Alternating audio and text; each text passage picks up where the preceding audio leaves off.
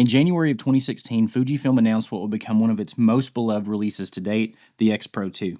It paid homage to Fujifilm's beautiful design of previous models, but updated and improved on the sensor with the new X-Trans3 that was a 24 megapixel sensor versus the 16 megapixel of models past. It had an updated LCD, updated viewfinder, and folks flocked to it. More important than the specs on paper though, the X Pro 2 is so revered and so loved because it's a camera that makes you feel something when you use it. You see, I use this camera for behind-the-scenes photography on our video productions. I use it to capture family moments, and I use it for my everyday photography because it's a camera that I want to pick up over any of my Lumix cameras, any Canon cameras that I've ever owned. The X Pro 2 is my go-to.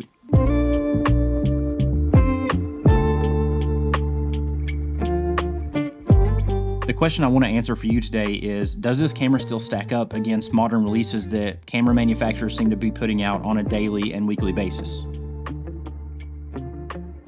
The features and ergonomics of the X Pro 2 are what continue to make it great today, no differently than the day it was released in 2016. The hybrid OVF/EVF viewfinder is something that old photography hats can appreciate and new photographers can learn and get better on that may be using a mirrorless system for the first time. The beauty of the EVF is you're going to see the exact exposure that the camera is capturing when you're looking through the viewfinder, no different than if you were looking on the back of the screen to compose and expose your image.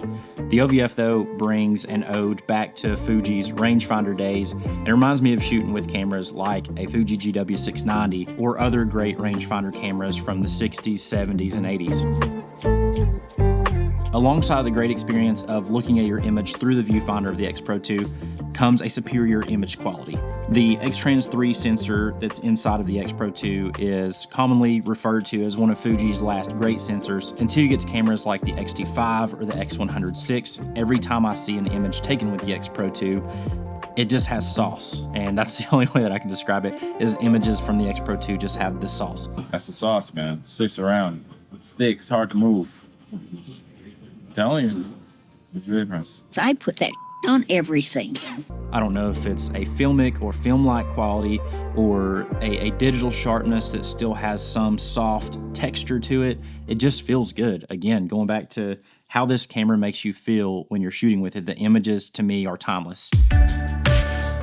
The build quality of the X Pro 2 is second to none. This is a robust body that can handle daily beating and banging in a car seat or in your camera bag, loose with all kinds of other stuff. This camera is built to last, and as I tell anyone who asks, they don't call it the X Pro 2 for nothing. The body's robust, it has dual SD card slots, and the body's totally weather sealed so that you can use it in any condition on any occasion at the ready. With all of the great things about the X Pro 2, there are still some things that it struggles with, being that it is almost a 10-year-old camera at this point in time. For starters, there are really no video capabilities. It shoots video, but you're limited to a standard picture profile or simulation. It does not shoot log.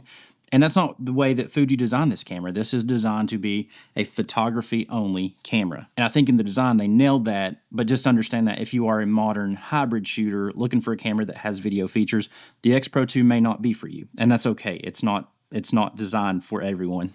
Secondly, compared to the new processors that we're seeing in modern cameras, the X Pro 2 is pretty slow. It has slow autofocus. The processor itself and the interface is a little bit clunky compared to newer models. It's a camera that you really have to be intentional with when you're shooting, especially if you're in a fast-paced environment. It's a camera that you really have to have some foresight and foreknowledge on what's happening in your scene because sometimes it's not going to be able to keep up. Another thing that the X Pro 2 lacks compared to newer cameras is in-body stabilization or IBIS. And this isn't a massive problem in photography unless you're shooting a lot of dark lit or night scenes and you're having to rock slower shutter speeds.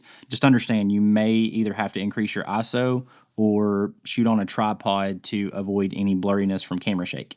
I'm not going to sit here and say that today's camera world isn't as good as what it was back in 2016. And in a lot of cases, it's better. You have companies like Canon, Sony, Sigma is now in the game. Fuji themselves are releasing awesome cameras every single day. I think some of those cameras, though, lack, again, the feeling and the nostalgia that comes from using a camera like the X Pro 2. And the X Pro 2 is not the only great camera that Fuji released back in 2016. We have the XE series. We still have the XT series that were all wonderful shooters back in the day that shared the same sensor and the same magic that I think the X Pro 2 has. With all those things in mind, do I think that the X Pro 2 is still a good choice for you today if you're a new photographer or wanting to migrate into a mirrorless system? Well, the answer is yes. If you are a photographer first that doesn't have to have the modern video specs that most cameras have. Again, this camera was designed to be used in consumer and pro environments for photography. You'll have to understand and get used to the fact that the autofocus is a little slower, no less accurate than modern cameras. It's just slower to get there, a little bit slower interface and processor. But if you can handle those things, the X Pro 2 will give you so much joy for many years to come. I think one thing that is happening right now in the used camera market especially, and it's an unfortunate thing, is even the X Pro 2 now is succumbing to a rise in price on the secondhand market because of cameras like the X100VI, the new XE series that have been wildly unavailable, and now Fuji releasing the RF. It's going to cause these older bodies to continue to raise in price. And I can tell you that from experience because the X Pro 2, since I've owned it, has almost doubled in value compared to what I got it for. And so those are things to consider. Is it's still going to be more affordable than newer cameras, but probably more expensive than you would expect from a camera that's almost 10 years old. I want to know your thoughts though. What do you love about the X Pro 2? What do you hate about it? Have you ever used one? Would you like to use one? Let me know all those things down in the comments below. Also, if you like this video, want to see more content like this in the future, consider subscribing to the channel. I greatly appreciate it. I love growing this community here on YouTube. Y'all have a good one, and we will see you in the next.